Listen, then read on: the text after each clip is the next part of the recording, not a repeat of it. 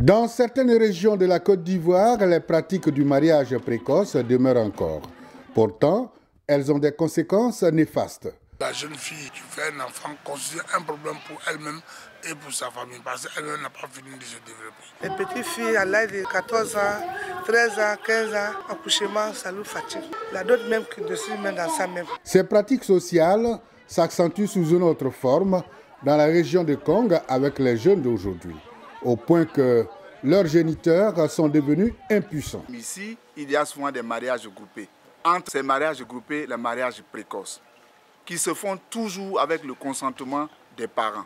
Cela nous écoeure de savoir que les autorités coutumières cautionnent cela. On vient, on te pardonne, papa, pardon, mon fils a seinté votre fille, bon, comment a fait ça? Tu es obligé aussi d'accepter et on lui dit, bon, comme il l'a seinté, il faut la marier. Les mariages précoces vont également à l'encontre d'une des exigences de l'émergence de la Côte d'Ivoire à l'horizon 2020, notamment l'instruction de tous les enfants du pays, vœu cher au président de la République Alassane Ouattara. Au lycée moderne Dominique Ouattara de Kong, plusieurs jeunes filles sont sorties du système scolaire du fait des mariages précoces. Une jeune fille qui revient des vacances, elle est en grossesse et quand on échange avec elle, elle nous dit que sa grossesse vient de son mari.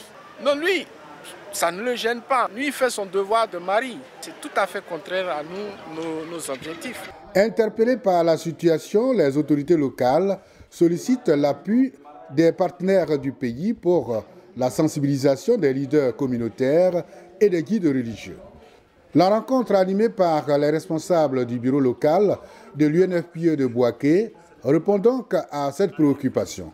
Elle a été marquée par la prise d'engagement des leaders communautaires et des guides religieux pour la lutte contre ce phénomène. Nous prenons l'engagement de mobiliser nos communautés pour soutenir les actions du gouvernement et des institutions internationales. Le taux de scolarisation de la jeune fille à Kong est passé de 12% en 2008 à 28% en 2015.